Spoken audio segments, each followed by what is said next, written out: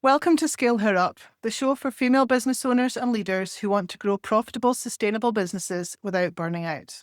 I'm Dr. Brenda Hector, a business growth specialist helping women develop themselves and their businesses so they can achieve their goals and enjoy the lifestyle they dream of. In each episode, you'll hear inspiring stories, honest conversations, and practical strategies to help you start, grow, or scale your business. If you're new here, hit follow so you don't miss an episode, and come and join our Scale Her Up Facebook community to keep the conversation going. So today I'm joined with the lovely Eve McCurrich, who's the MD of Whiteburn Projects Limited. Eve, thank you very much for joining me on the show. Pleasure.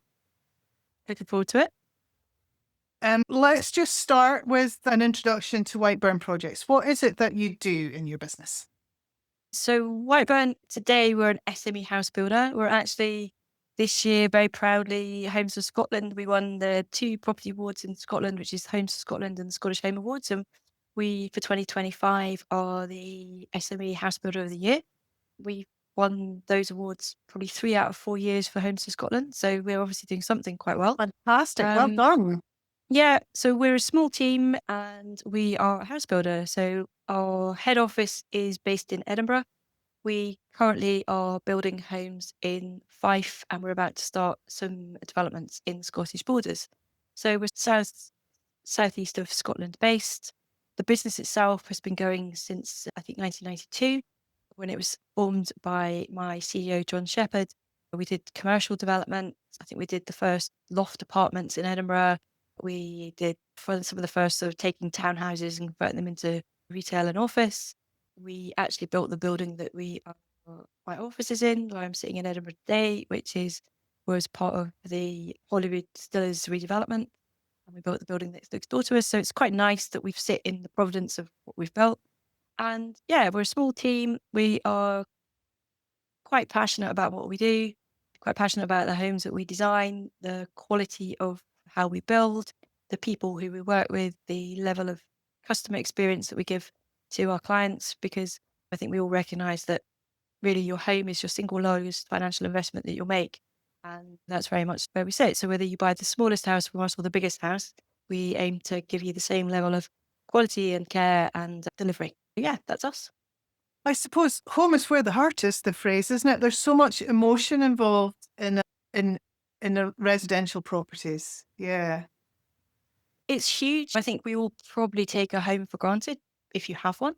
But actually, if you sit down and distill what it means to you, then yeah, it's where you make your memories. It's your safe space. It's the place where you are with your family or whatever that is shaped to you. But I think it's that place where you can go to and the weight can come off your shoulders, hopefully, and you can just build your life. And we're quite privileged position that from the first time we look at a piece of land, we think about the type of homes that we're going to build, how we're going to design them, what we're going to do, to the time we hand a set of keys to people. But the problem we face in our industry is the length of time that takes. And I'm quite a passionate, and if you've looked at any of my socials, I'm quite vocal about what is needed to support SME house builders in Scotland. In fact, SME house builders in the whole of the UK, because we are a very much declining breed. If you look at probably where we were 10 or 20 years ago, a lot of diversity in the market, a lot of local builders employing a lot of local people, apprenticeships, that whole supply chain network. And a lot of that's just disappeared with various sort of financial crashes or the peaks and troughs of our market. And it gets harder and harder to come into the business. Yeah, I think it's brilliant. The Scottish Government have just announced more support for house building. That's part of a kind of a promotion that we've done through. I'm a director of Homes of Scotland and I sit on the SME working group. So we're a fairly vocal, noisy little bunch of people. But I think it's got to be to the good of everybody because we're in a position of declared housing emergency. We just basically need to be building more homes. Yeah, So what sort of developments do you do? Developments with building lots of properties, or are you doing bespoke builds for individuals, or do you do a bit of? No, we're not at that kind of a bespoke build. I think that's a very niche. Those lovely kind of, I don't know, I would call that your grand designs or that sort of thing. Where we sit is we've got probably the smallest site that we've built recently last year. We finished 12 houses for somebody. we're just about to enter into, or just entered into a contract. We're actually working with some people that we know, and they've bought a site and got the planning consent, and then we're going to deliver it for them. That's 8 townhouses in Edinburgh. The sites that we're on building at the moment, we're in a site in Kirkcaldy. That was a former school site, so that was a brownfield site. So reusing existing land in the heart of Kirkcaldy. So you're in the heart of an existing community, plugging into all of those existing services, being able to walk to shops and parks and all of that, because brownfield is really the most sustainable thing we can do as a developer, albeit the complexity of that is why probably some of that doesn't happen. That has been 87 homes in total. We built 15 for Kingdom Housing Association as affordable under the planning requirements for delivery of affordable housing. And then we've got 72 for sale. And we've got a mix there from 2-bedroom cottage flats, 3-bedroom houses, and 4 bedrooms detached and semi-detached. And all of those have been house types that we've designed ourselves, and placemaking and how that works. We very much embrace the planning guidance, which is designing streets, which is rather than the kind of, I don't know, you'll have seen it, I don't know, you're up in Aberdeenshire. There's been a lot of new development, which would be you'll build a house, it's got a 5 metre wide road and then a 2.5 metre footpath. And then you've got a front garden that nobody sits in. And then you've got a house that sits from that. So you end up with these quite sloppy, kind of amorphous developments that don't really have, you're not touching or feeling or speaking to your neighbours. So we very much bring everything into the street. Our streets are shared surface, so pedestrian and cyclists are priority. It automatically calms the traffic. We bring our housing quite tight into the street so that neighbours are stepping out and speaking to them. It gives people like a bit more of your garden spaces to the rear. And it's just about thinking about how you design and orientate things. We've got a site in Peebles, which we bought, which is a former mill site. That's going to be, so again, we've demolished the former mill, brownfield site. It's a fantastic site. It's literally 5-minute walk to the shops. I love it because I can go down and walk the dog up the river and do all the stuff that I do, walk up the hills. That's going to be 52 private for sale. Again, we've built a block of, we're building 2-bedroom apartments, and we've put a lift into that so that they're fully age adapted, because we think that that's really, you also need to think about who your market is, and you've got a lot of downsizers and retired people. So it's about adaptation. So that's 2-bed and 3-bed and 4-bed. We've got some townhouses that we've built for that site. And then we've got 12 affordable apartments. And then we've got a site in Lauder, which we will be starting in next March, hopefully. That's 110 homes on a greenfield. But that greenfield will contribute to, all those people will contribute into that existing community so they can all walk into the high street. It's on the edge of the town. For that, we're building 27 affordable houses of little bungalows up to 4 or 5-bedroom houses for this housing association, Scottish Borders Housing Association. And we've designed some new houses for that range. So we've looked at kind of age adaptation. So you never like to say the bungalow word, but everyone wants to buy, because bungalows from a developer sense, they take quite a lot of footprint, give you a relatively low return if you're looking at the metrics. But we've built some really nice kind of 1.5 story so that you've got ground floor bedrooms and shower rooms. And then we've got some nice double volume height spaces. So they're going to be really different. They probably are more your grand design, quite inspirational.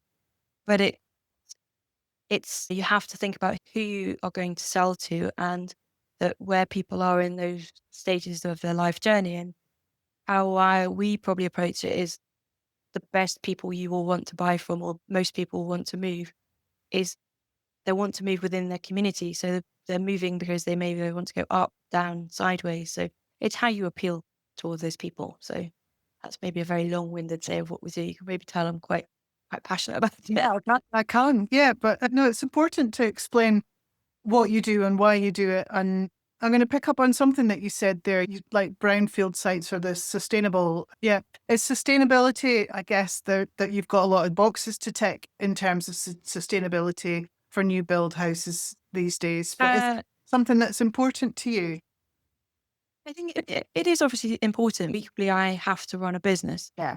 To be blunt, how a house is valued at the end point that you sell it you could be building an A-rated house with the most sustainable technology, but most people will go, the valuers will probably say, what was the house in the street next door sold for? So the the price premium of new build is not always necessarily picked up, and some people will, because at the end of the day, it's about affordability. So in terms of how we build currently, we are guided to the principles of what we need to meet in terms of building control legislation. The current building control legislation that we are working to within Scotland, which changed unlike the changes south of the border, we are now fully net zero. So any new build home that is built to current building legislation standards, and you could be building something that, for instance, I'm building homes in Kirkcaldy that were passed for warrant 3 years ago, because you don't, you have to set that mark in the sand. The current legislation is a net zero legislation. So any new build house built going forward to that legislation has to be net zero. So that is no gas, basically. So every house will have some form of air source or electrical heating. I think the good or the bad of that will come to play in the operational matter and energy bills. So everybody has got to learn, rather than coming home and switching on your heating and having an instantaneous source of hot water that you have with a gas boiler, you're back to a cylinder, large volume radiators at lower temperatures. But that's where we sit. We have higher levels of insulation, higher levels of performance specification on your windows. So you're generally trying to reduce the consumption of energy, carbon through the operation. And then by using a brownfield site, you're reducing the reuse of land. And then you're trying to look at what your sustainability elements are within your supply chain. But it's a balanced act, because it's about what your build cost and what you can sell it for, what you're buying your land for. We all have to make a profit. Yeah. And does the buyer want, I think if a buyer wants a very particular set of nuanced sustainability, i.e. they want additional PV and they want batteries and that carbon, I think then that they are, to me, slightly more into that design your own home. Yeah. No more bespoke. Yeah. Yeah. Oh, And I think that's just where it sits. There's a really good initiative which has probably got a bit more traction south of the border with Octopus Energy, which is zero bills. But there are different building standards, and that we as a business haven't really tried to work out how we can get that to square off from a sort of viable point of view in Scotland at the moment. okay. No, it's very interesting. Yeah. Fascinating for me and hopefully for the listeners as well. What about you, Eve? So you're the managing director. Tell me about your journey to that role. My journey to the role, I was thinking about that having listened to your other podcast. So life's gone a little bit full circle for me, because when I was at school, I grew up in Suffolk, down in East Anglia. They were building Sizewell B nuclear power station. And now if I go back to see my parents, they're starting to build Sizewell C nuclear power station. So at that time, a company called I call them Lang. I know they are Lang in the Scottish bit. They were building it, and I got a temp job with the summer after doing my A levels in document Sorry, control. there's a call coming in. Even though my phone's on silent, it's ringing on my computer, trying to send it to voicemail twice. There we go. Sorry. I told you I'd need to cut something out. Okay. I started my career by basically applying for a summer job at Sizewell B nuclear power station, which was being built in my parents' house. Got a summer job there working in document control, where I got given the task of, bizarrely, why I'd given it to an 18-year-old, of collating a drawing library of every single drawing being involved in the project. But through that process, got talking to the surveyors that were on it, because I was doing this work for them. And I had applied to do building surveying because I was interested in old buildings and that sort of thing. Primarily because I think my parents had renovated our house during my childhood, moved us into a caravan in our garden. We'd been knocking down chimneys and doing all that ourselves. So I'd seen building work firsthand and what you could create from that. And they offered to sponsor me if I went to university. So I got myself a place through clearing, signed up on a 5-year sponsorship deal, did a 4-year degree with them, which involved 2 years study, a year working, got sent, you would just get sent, the lovely, I was thinking about this, you would just get a letter that said, you need to go and work here. So I would get a letter that said, you need to go work on the M5 widening find yourself to this postcode. There are a series of post-it notes on a sort of car screen, drive across the country, turn up on a construction site, go in a hard hat and your boots, and that would be your job. Find yourself somewhere to live. They took the view that they gave you a lodging allowance, so you just had to find yourself somewhere to live. And now when I look at it, I'm like, God, that was brutal. But actually at that time, you just thought that was life and that was what we Mhm. all did. I still have a lot of good friends from that. We got a really good training experience through that. I did a 4-year degree. I worked for them after I graduated. I did my chartership with them through that. So I became a chartered quantity surveyor. And then I left after a few years because I'd got a bit bored of being bounced around the country. All my family always joked about how many postal addresses they had for me. And this was the days before mobile phones. But I had a really good experience. I built bridges and car parks and lakes and nuclear railway bridges and sewage treatment plants and tram systems and all this sort of stuff around the country. So I left and decided at that point, I don't know why, that I thought I might want to do some dispute resolution work.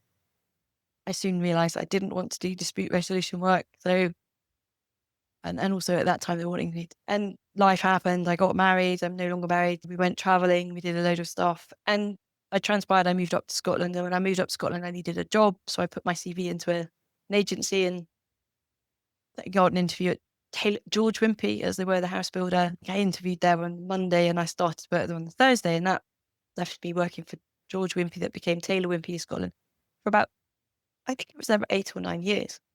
And East Scotland at the time was a very large business within the group. At our peak, we were building, I think, 885 to 1,000 houses a year across our region, which ran from down in the Scottish borders up to Aberdeenshire and across to Inverness. So we were that big scale. And I got to apply all my quantity surveying principles and everything to house building. And I don't know which recession it was. One of the recessions came. We were making people redundant. I'd really the end of it a little bit, to be honest, of I think where it's at. And I got the opportunity to go and work for a completely left field, a guy, David Taylor, who built Ratho climbing wall.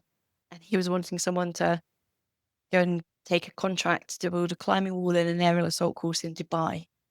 So, of course, having never had anything like that before, I thought that sounds fun. And I left and I did that. I got a climbing an aerial assault course and built a very large Meccano set of components, took steel fixers out to Dubai and built it on site and tested it and ran it all in. And then whilst I was doing that, kind of melded into some other things. And a friend phoned me up and said, oh, actually, we could do with a bit of help with us. And I went to work for them doing some strategic land stuff. And then that led to me to meeting my current boss, who just said, actually, we could do with some help here. And I've come. So I've never been a very directed career path, but for me, it's been about Mhm. relationships and enjoying what you do or seeing the opportunity of what you could do and not being afraid to try to do something new. You have a lot of transferable skills and doing that. So today I've been at Whiteburn, I think, I don't know, maybe 10 years, 9 years. No, I don't even know. But we've taken the business from our initial sort of housing development where we were developer, we had a main contractor, we've ran everything. That contractor went bust on us. So we had to go through the administration and deal with all of that. And we've gone full circle to now we are designer, builder, seller. So if you buy a house from us, we've had every touch point cradle to grave. And we've built that business. There's been a small team of us that are very passionate. We've built that business and we're now growing that business. We're recruiting more.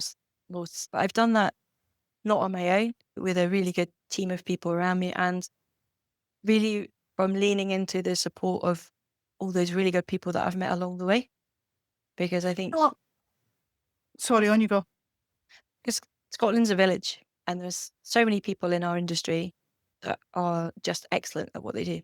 So I'm just thinking, you're saying that you do the whole lot, design to selling and everything in between. That's a lot of people with a lot of different skill sets. That's quite a lot to manage. How many staff do you have and how That's quite the juggle, I would imagine. Yeah, it is. We're small at the moment. We've got about, I think it's about 16 staff. But then we have, when I say we contract with supply chain of subcontractors, we will have 30 subcontractors. So you can have a range of people that are on site. It's a lot. You have good people and you trust and empower those people to do their jobs. I think it's about having a fairly open culture. They're being prepared to question or ask. If there's something I don't know, I just ask somebody. And that's what I would expect. It's about setting expectation as well, of particularly from our construction point of view. If you walk onto one of our construction sites, our cabin setup and our office setup is as good as what our office setup, because those people who are on site, that's their place of work. You walk into one of our sites and the first thing that hits you is our awards, photographs of our home and photographs of the owners who have bought our houses, because that is the message that we need to say to everybody who works for us. They are The your emotion clients. here. Yes. Yes. And it's a little bit your hearts and minds, but if our cabins are clean, our houses are clean, you do your job of work, you tidy up after yourself, you hand that house to the next person who follows on from you. So it's just building that trust and respect within that. And I think if you don't have a skill, you say there's a lot of skills. If we don't have the skills, we use other people. I did a schools talk to Dundee High School, sorry, about everybody that's involved in our industry. And we'd go in and we do STEMs talks with primary schools and we do a lot of stuff, because I think perception of the construction industry is probably a lot of people would think it's a bloke in a white van with a egg roll and that, but that's one aspect of our industry. I think I pointed out to Dundee High School students there were probably at least 100 professional services that sit across our industry that support us, from corporate lawyers, property lawyers, all of those things, valuers, agents, web designers, SEO, marketeer. There's so many touch points of what needs to happen to get that one house or what you need to do. But it's about building those relationships with people. You don't have to do everything, but you need to know how to do it. So that's really how I manage it. It's about doing that. And there's an awful lot of women in what I do. Okay, there may not be that many physical women on site building, but most of my lawyers are female. Most of our web digital people, female engineers, geotechnical engineers, female. There's just so many different facets that people just need to appreciate that are involved in what we do.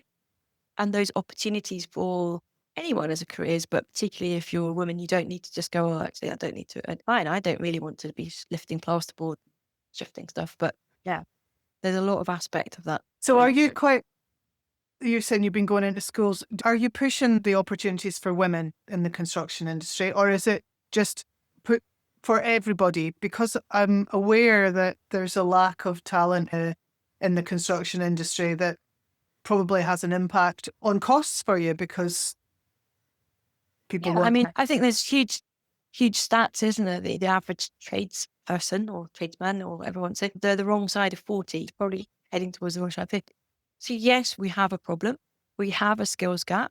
You look at the way that colleges of higher education are funded, the way that apprenticeship schemes are funded, there is a definite issue there. And we all are trying to raise that profile and awareness. There's pieces of work that are being done through Homes Scotland, and we need to do that. But I am not necessarily going into a school to say to girls, you must do this. I think by me going into a school with my team and saying, hi, I'm Eve McCurrich, I'm a builder, the girls will think, but equally the boys will think.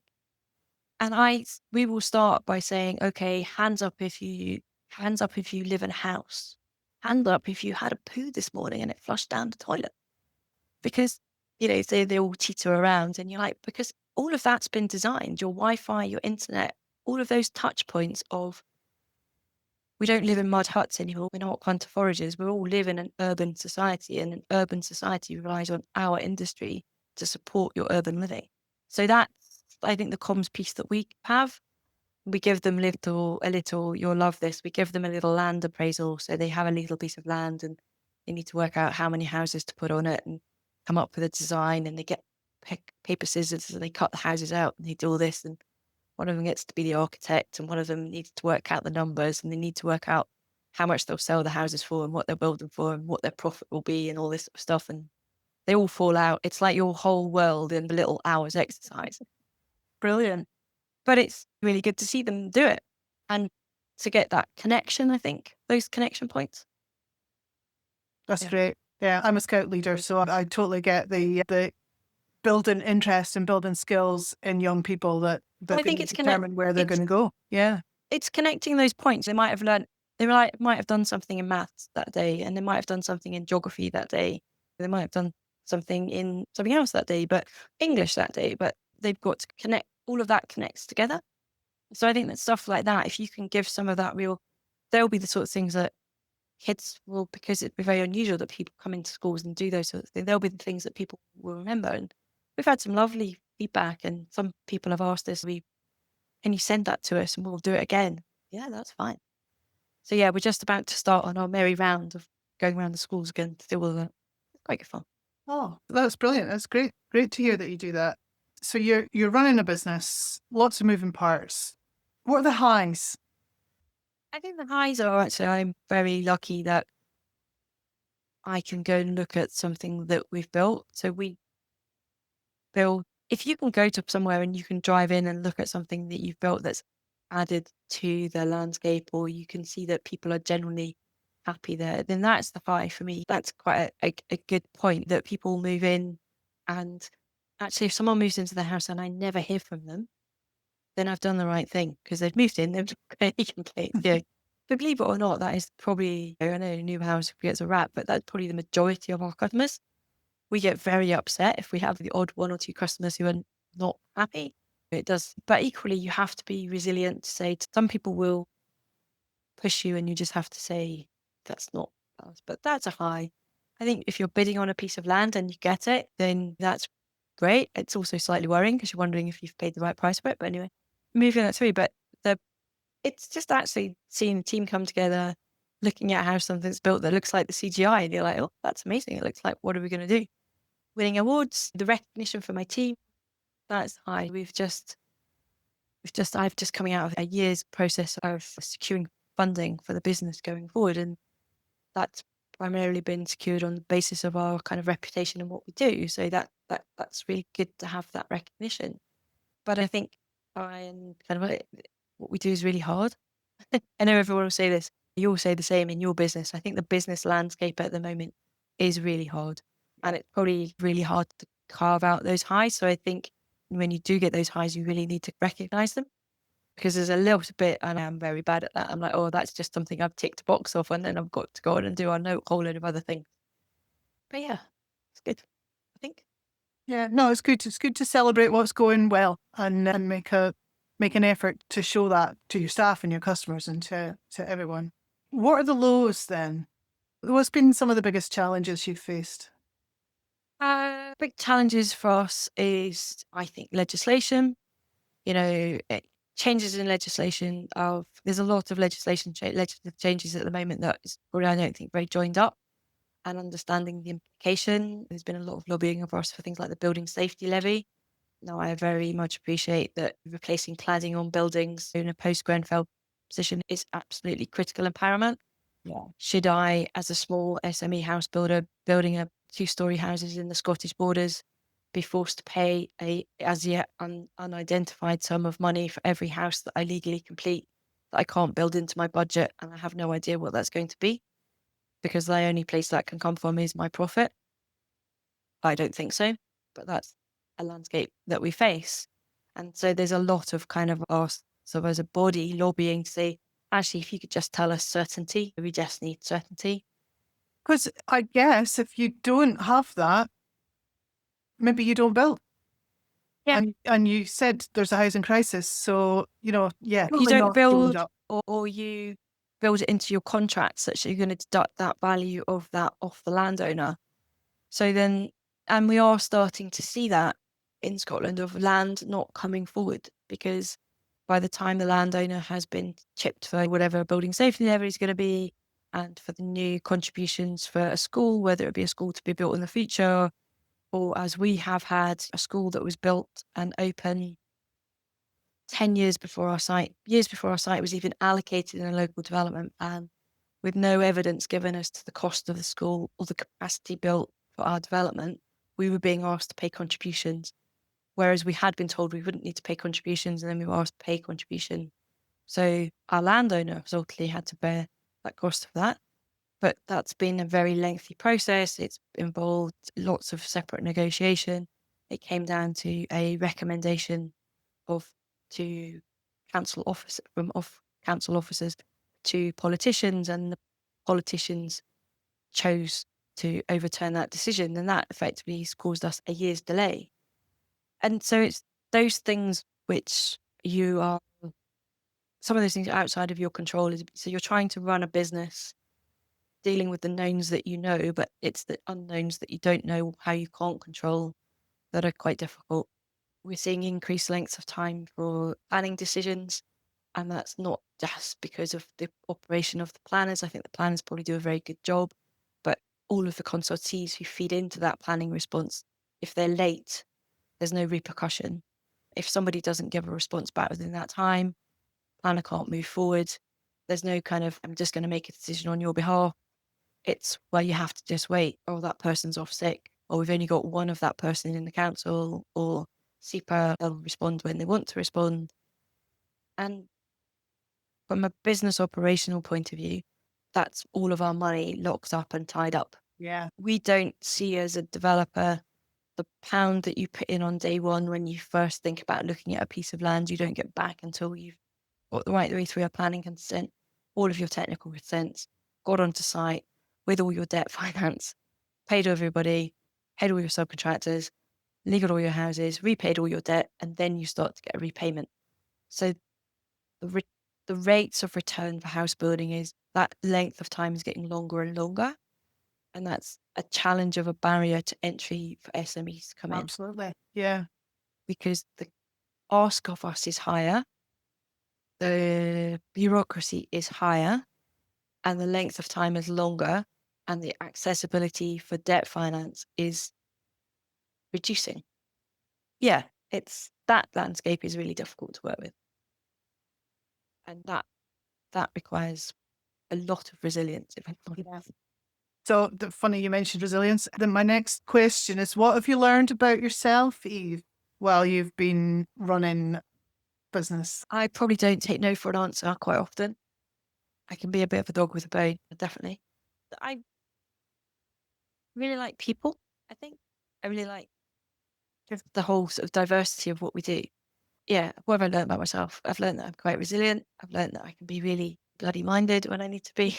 I've learned to take advice. I can be too focused on it and let other things slip, but I probably also try and fit an awful lot of stuff in. I'm a trustee, non-executive trustee court member of St Andrews University, and I'm just coming in the end of an 8-year tenure of that. I have got an allotment. My dog, I just like to cram lots of stuff into my life, because I find that helps those mindful things. You can go and do something like that. You can switch off.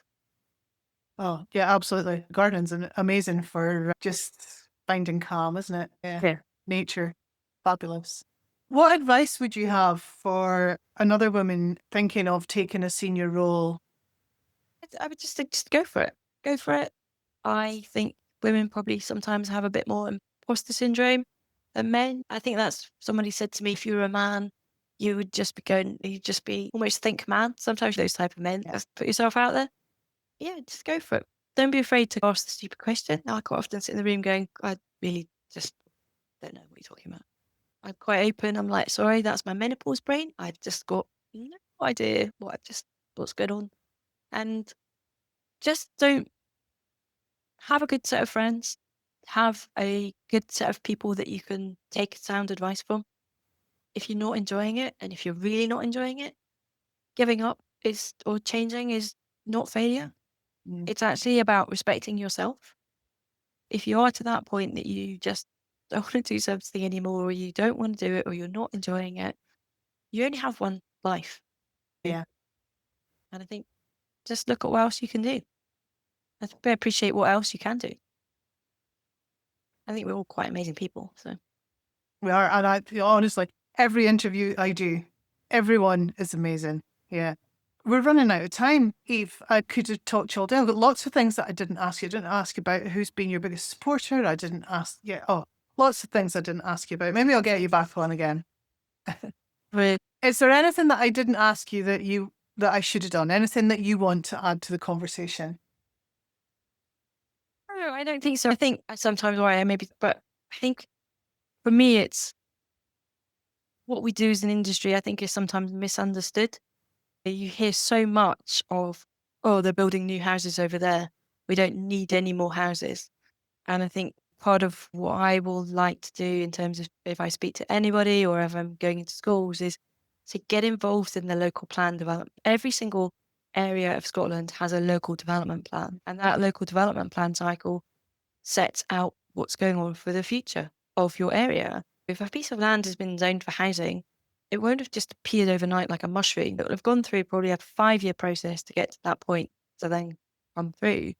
And then it'll have been through, and then you'll hear, oh, but there's no water or there's no drainage or this floods. And I'm like, do you have any idea of how many professional people are involved in putting together all of the technical information for this? And so I think there's a lot of naysayers, dare I say it, about what we do. So there's a development just along the road from me here, which is, yeah, lots of people up in arms. Not in my backyard, that Yeah. beautiful piece of green grass. But yeah, we've known for years that something was going to happen in there. But yeah, so And there's a bit of educating of the general public. Is that what you're saying? well, I think so, but I think it's also probably that appreciation of I'm of an age, you're maybe of an age. We could move out. We could rent a room in a house. We could rent a house with our mates. That whole HMO license landscape and the ability for young people to just move out and do that has a lot of that has gone. And okay, people can say we're maybe part of the problem, but and what the prices of houses are, but actually the fundamentals of if you're building more housing and delivering more housing across of all tenure, people have more choice. Yeah. And I would say good quality new build housing is a really good solution for people to then get on and do all the lovely things they want to do in their lives. So yeah, I think I'm a bit of a support what we do, not naysayers. Yeah, absolutely. Absolutely. Eve, it's been a real pleasure talking to you today. Thank you very much for educating us on the construction industry and sharing your story and, yeah, just giving us some food for thought. I really appreciate it. Thank you. That's no problem. And thank you to you for listening to Scale Her Up. If you enjoyed this episode, follow the show and leave a review. It helps more female business owners find us. Come and join our Scale Her Up Facebook community and get support, accountability, and connection with other women who get it. And remember, only 1 in 3 UK entrepreneurs are female, and men are still 5 times more likely to scale their business beyond £1 million in turnover than women. When we start and scale our businesses to the same extent as men, we'll add £250 billion to the UK economy and create millions of jobs. Ladies, you can do it, and your business can make a massive difference.